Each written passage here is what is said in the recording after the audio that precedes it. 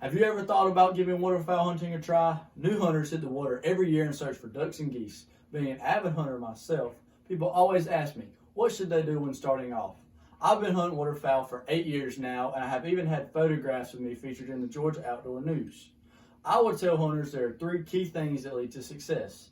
Bagging waterfowl requires knowing where to hunt, what gear you will need, and most importantly, how to do it legally.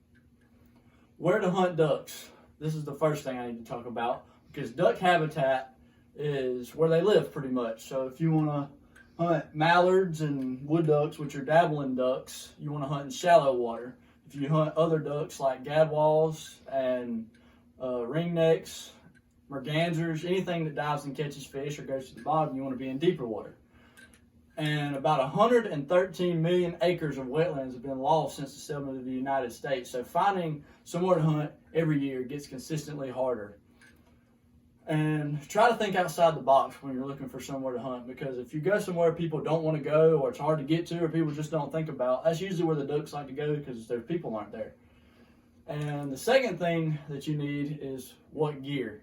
And there's a lot of gear you can get, but the 3 main things are probably, you got something to kill the ducks with. So you need a gun and shotgun shells. You need lead-free, non-toxic shotgun shells, because you don't want to shoot lead into the water where other animals might live.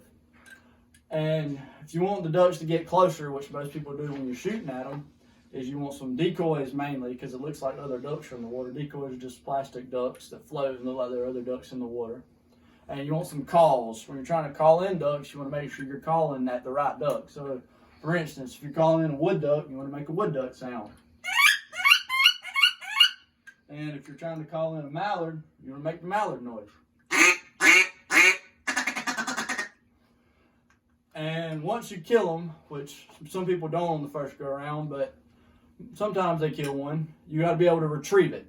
And if the water's shallow enough, you can wade out there and get it. You can walk. But if the water's too deep, then what do? You need at least a boat or a dog, or I've even used a fishing pole to retrieve ducks. That's all you got. But the third and probably most important thing when it comes to duck hunting is to do it legally, because the federal and state fines you can get are no fun. They're quite high for hunting.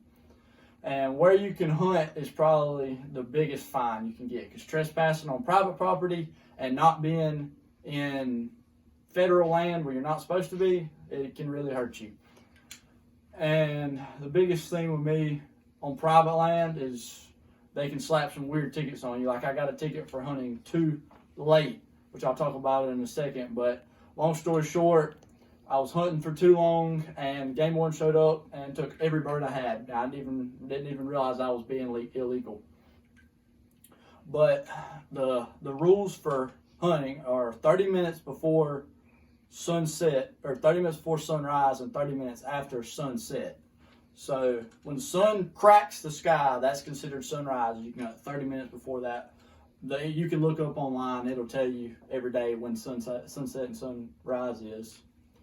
And illegally harvesting waterfowl can impose some serious penalties, like in the thousands, because they're federally protected birds, and there's a lot of federal laws, and federal laws do not play, especially federal officers. In conclusion, waterfowl hunting is an exciting hobby